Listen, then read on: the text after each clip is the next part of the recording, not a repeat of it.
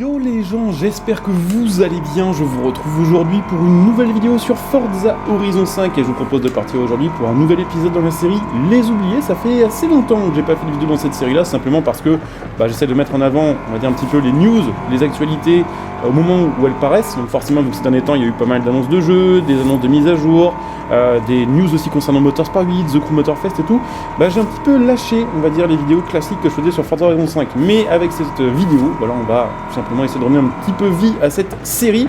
Alors si vous ne connaissez pas cette série, voilà, si vous avez découvert ma chaîne entre temps, Les Oubliés, c'est une série de vidéos dans laquelle j'essaie de mettre en avant des voitures qui sur le jeu sont assez peu représentées, assez peu vues tout simplement et pas forcément beaucoup jouées par la communauté.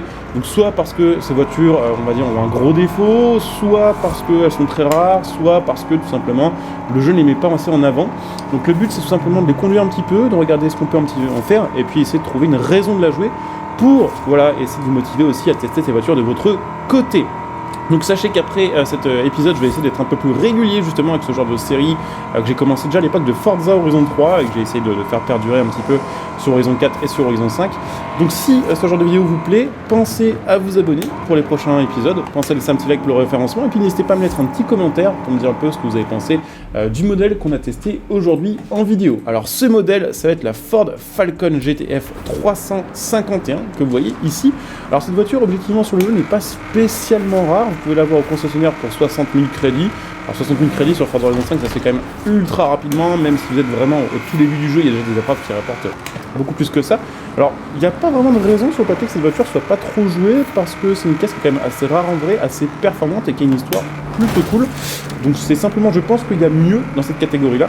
Après, on verra avec les améliorations ce que ça peut en donner, mais en tout cas, je vais conduire un petit peu avant de tourner cette vidéo, et je trouve qu'au volant, c'est une voiture qui est assez chouette à conduire, parce qu'on a une propulsion, parce qu'on a un bon gabarit, parce qu'on a quand même pas mal de puissance. Du coup, ça fait une voiture vraiment qui donne un bon retour au volant, et que je vous conseille d'essayer. Donc il y a pas mal de choses à dire sur ce modèle. Bon déjà, sachez que la Falcon, pas distribué chez nous. De base, la Falcon dans les années 70, c'était un modèle qu'on trouvait aussi aux États-Unis, mais à partir des années 80, c'est devenu une exclusivité australienne. On l'a d'ailleurs eu sur Forza Horizon 3, qui se passait en Australie en DLC à l'époque. C'est vrai que sur Horizon 3, elle avait été peut-être un peu plus jouée parce que c'était un peu une nouveauté à ce niveau-là. On l'a également eu sur Horizon 4, sur Motorsport 7. Et c'est vrai que les Falcon, du coup, nous, Européens, on n'en a pas des masses. On en voit parfois parce qu'il y en a qui en importent, mais ça reste relativement rare. Donc, cette version-là est une version spéciale. C'est la GTF 351. C'est une version ultra sportive et assez rare quand même de la Ford Falcon des années 2010. Alors, le nom de la voiture est un peu mensongé, GTF 351, parce que c'est une référence à une ancienne GTF 351 de la Ford Falcon. Et 351, c'était une référence à la cylindrée, c'est 351 pouces cubes et converti en litres, on va dire, ça fait 5 litres 8. Or, celle-ci, c'est pas un V8 5 litres 8, c'est un V8 5 litres, donc on a un petit peu moins en cylindrée. Après, le moteur fait quand même 475 chevaux d'origine, quand même beaucoup. Après, vu qu'on a une caisse qui fait quand même 1 tonne 8 et qui est assez fat, on va dire que c'est le minimum pour que ce soit marrant à conduire.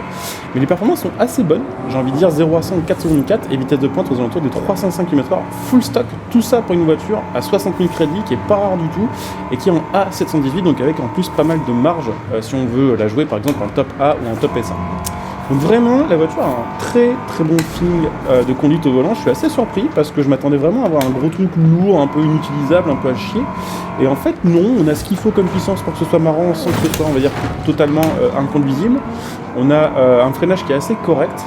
Bon, certes, ça reste une grosse voiture, donc on n'a pas le maniement, on va dire, d'une petite sportive, voilà, des années 80 dans ces catégories-là. Mais ça se conduit très très bien, et puis voilà, on a un bon son, on a un design, on va dire, un peu sympathique aussi. Après, on aime ou on n'aime pas. Et moi, perso, j'aime bien. D'ailleurs, je vais vous montrer un petit peu l'avant de la voiture. Hop. Voilà, il est un peu cabossé, mais je pense qu'il y a l'esprit. D'ailleurs, c'est plus ou moins, au final, une version berline de la Ford Ut qu'on a sur le jeu. Si vous avez joué à Horizon 3, Horizon 4 et Horizon 5, vous connaissez probablement le Ford Ut. Et c'est vrai que le Ut est un peu plus joué parce qu'il est très très très bon en drift. Mais bon, celle-ci est un peu moins jouée malheureusement. D'ailleurs, sachez aussi, pour la petite anecdote, que cette voiture-là était la dernière voiture développée par FPV en Australie. FPV qui était donc Ford Performance Vehicle, qui était une division spéciale de Ford. On va dire que c'était un peu l'équivalent de AMG, mais pour Ford. Et ça a été la dernière voiture conçue par FPV avant que ce soit racheté par Ford Performance et que FPV du coup se concentre plus sur des, on va dire, versions sportives de routières, mais sur vraiment l'ingénierie des voitures de course de chez Ford. Donc voilà, vraiment une caisse que je vous conseille de rouler au moins full stock. Après, ce que je vous propose maintenant, c'est d'aller checker un peu les améliorations pour voir ce qu'on peut faire avec cette voiture-là et voir si on peut l'emmener dans une catégorie un peu plus élevée. Donc niveau amélioration, on va avoir déjà pas mal de choix. Bon, on aura le V8 turbo diesel si jamais on veut swapper, mais bon, je pense que de base, le moteur avec 475 chevaux sans amélioration, il devrait nous emmener sans souci jusqu'à 750 voire 800 chevaux.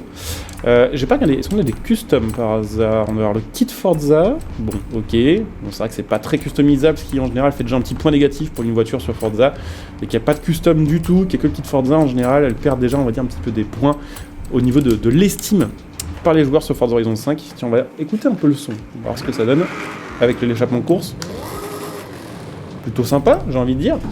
Donc ouais, ça a l'air d'être une voiture totalement classique à améliorer. D'ailleurs, pas moyen de changer l'aspiration de cette voiture-là, donc c'est forcément V8 compresseur, pas moyen de l'enlever, passer en compresseur à vis par exemple, ou de passer en biturbo. Donc c'est vrai qu'elle a des améliorations peut-être un peu moins sympathiques que d'autres modèles sur le jeu. Alors il y a pile poil 800 chevaux, donc c'est parfait. Donc, je vous le disais, même au niveau des stats de freinage, pour une voiture qui était en début de classe A, ça passait plutôt bien. Donc là, forcément, si on améliore le moteur, il va falloir aussi améliorer le châssis, parce que sinon, on va avoir un truc qui est complètement inconduisible.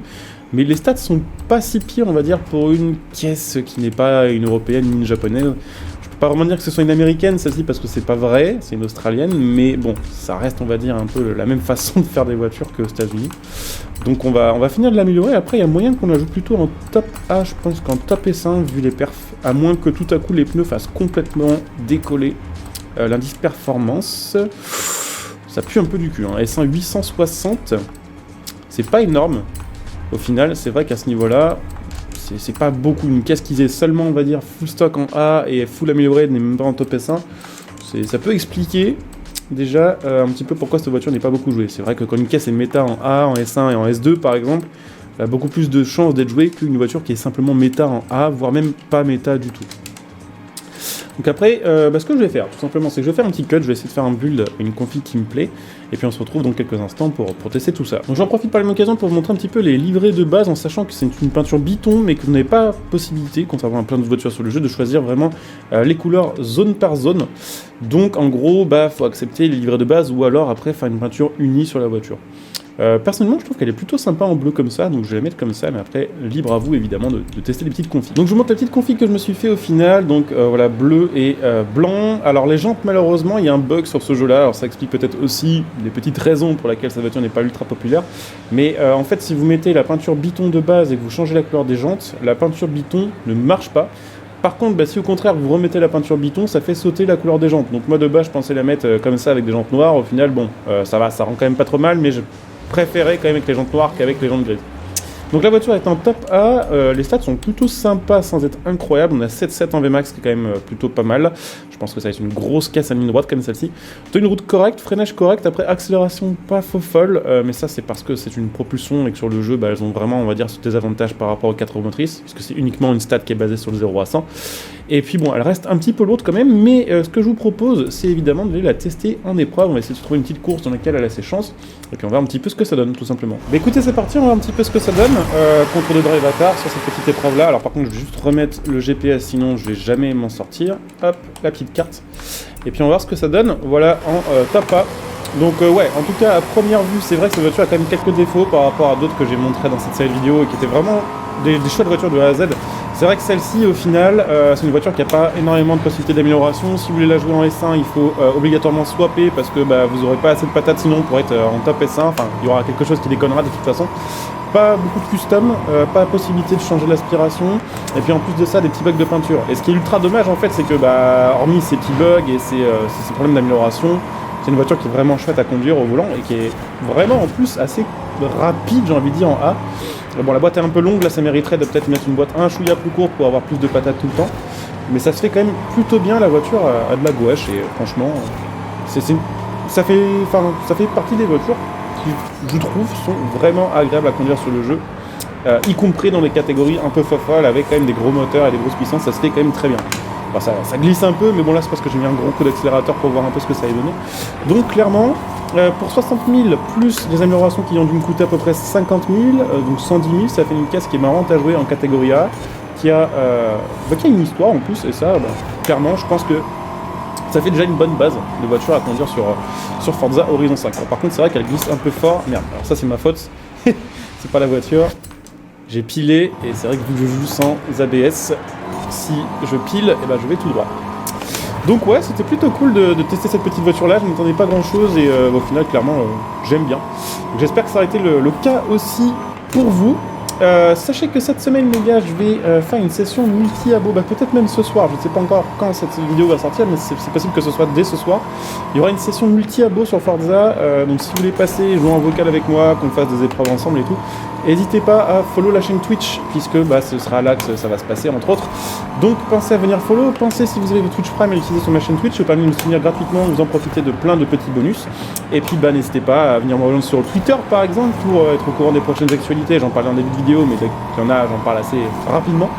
Donc pensez à follow Twitter de la chaîne, pensez si vous avez envie de choper le jeu ou d'autres jeux à prix réduit, vous pouvez l'avoir bien via mon lien Instant Gaming en soutenant la chaîne gratuitement par la même occasion. Donc vous avez des jeux à acheter, que ce soit Horizon 5 pour tester cette voiture ou simplement envie d'acheter d'autres jeux. Pensez à utiliser mon lien, Matal.net pour ceux qui vont se refaire des configs, ceux qui vont s'acheter du matos gaming.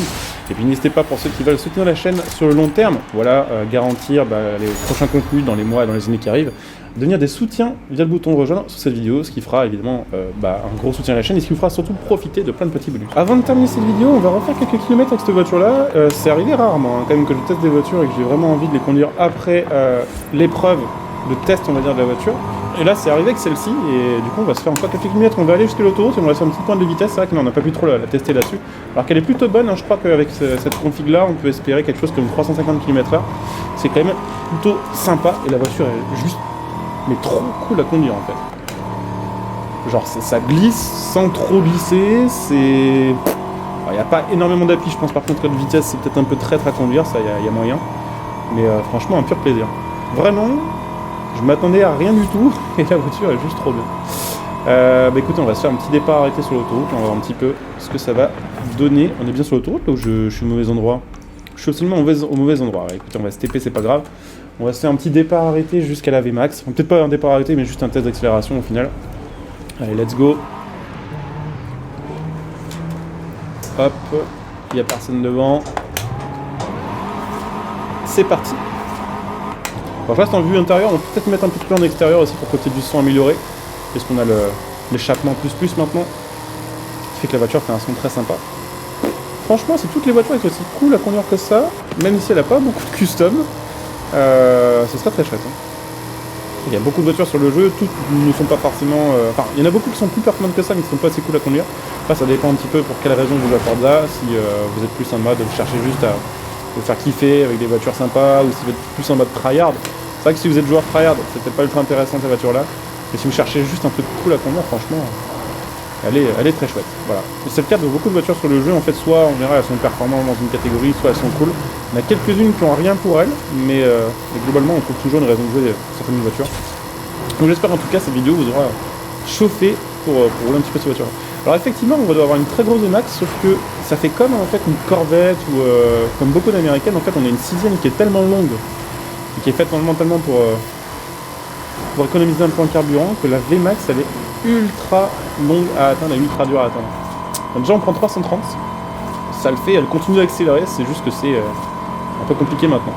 On va regarder un truc, hop, qu'est-ce qu'il nous estime? 340, ah j'étais un petit peu trop gentil avec, c'est pas 350 c'est 340, donc là en effet on y est presque. Donc ouais écoutez, je coupe cette vidéo ici, je vous dis à très bientôt, bon jeu à tous, ciao.